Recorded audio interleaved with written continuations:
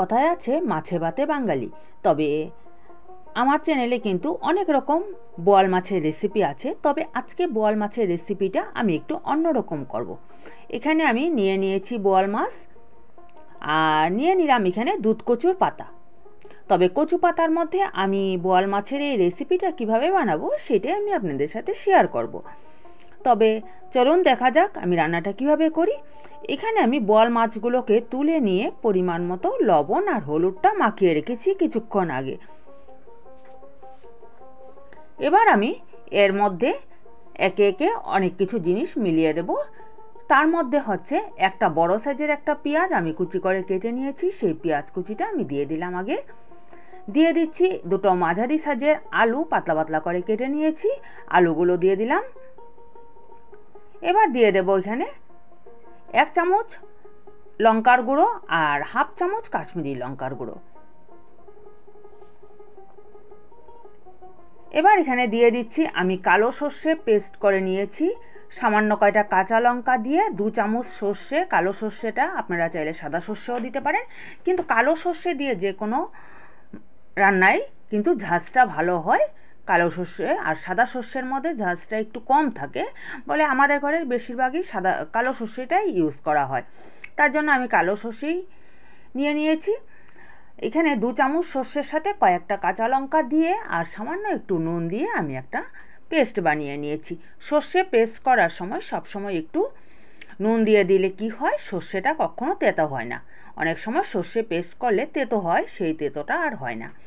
এখানে আমি এখানে চুলাতে বসিয়ে দিয়েছি আমি একটা তাওয়াটার মধ্যে প্রথমেই আমি কচু পাতাগুলো আগে দিয়ে দেব। 3টে কচু পাতা আমি আগে দিয়ে দিচ্ছি নিচে।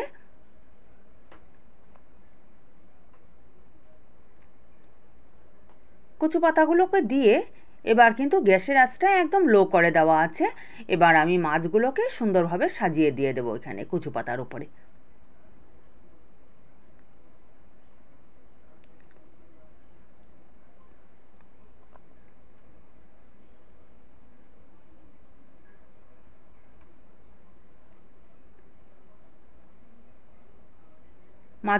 মাছ আলু সব কিছুর সাথেই আমি সুন্দরভাবে দিয়ে দেব।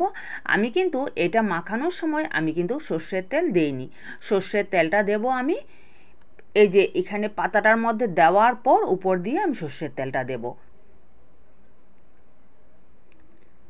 সমস্ত মাছ আলু সব কিছু আমার দেওয়া হয়ে গেছে। এবার মশলার বাটিটা যেটাতে আমি মেখেছিলাম সেটা ধুয়ে সামান্য একটু জল আমি দিয়ে দিলাম।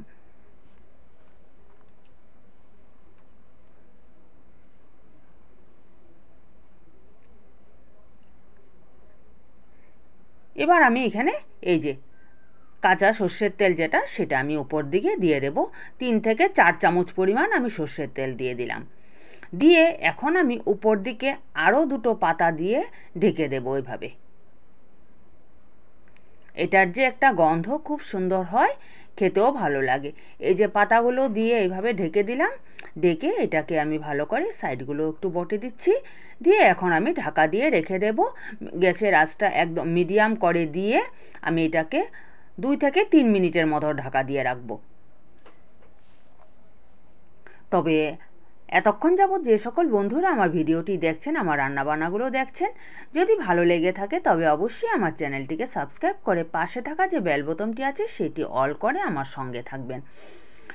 আর পুরনো বন্ধুদের জানাই অনেক ধন্যবাদ, ভালোবাসা, এভাবেই আমাকে সাপোর্ট করে যাবেন আর ভালোবাসা দিয়ে যাবেন। আমি 3 থেকে 4 মিনিটের মতো এটা ঢাকা দিয়ে রেখে দিয়েছিলাম। তারপর আমি কি করেছি, একটা থালের মধ্যে এটাকে সম্পূর্ণটাকে তুলে নিলাম।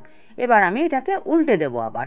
এই যে নিচে কিন্তু একটা পাতা রয়ে গেছে, আমার মাছগুলো কিন্তু পুড়ে যাবে না, যদিও পুড়ে যায় সেই পাতাটা পুড়ে যাবে কিন্তু মাছগুলো পুড়ে যাবে না। এবার আমি এটাকে উল্টে দেব।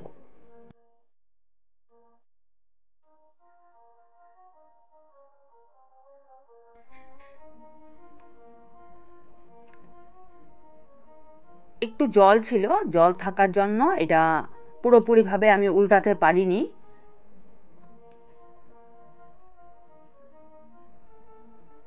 উল্টে দিয়ে আবার সেই মাছগুলোকে একটু সুন্দরভাবে সাজিয়ে আবারও আমি এটাকে ঢাকা দিয়ে রাখবো। এখন আর বেশিক্ষণ এটাকে ঢাকা দিয়ে রাখতে হবে না। আলুগুলোও মোটামুটি আমার সেদ্ধ হয়ে গেছে।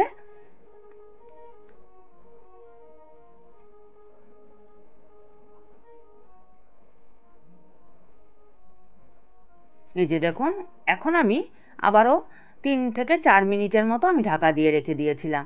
এবার কিন্তু সাইড দিয়ে তেলটা ছেড়ে দিয়েছে, আর এই তাওয়াটার গায়েও লেগে আসছে আস্তে আস্তে। এখন আমার এই রান্নাটা হয়ে গেছে, আমি এখন একটা প্লেটে তুলে নিচ্ছি। এটা কিন্তু গরম ভাতের সাথে খুবই ভালো লাগে খেতে। এই যে সুন্দর আমি এটাকে তুলে নিয়েছি, দেখুন একটু পুরা পুরা ভাবও হয়েছে। এইভাবে বানিয়ে খেয়ে দেখবেন, দারুণ লাগে খেতে।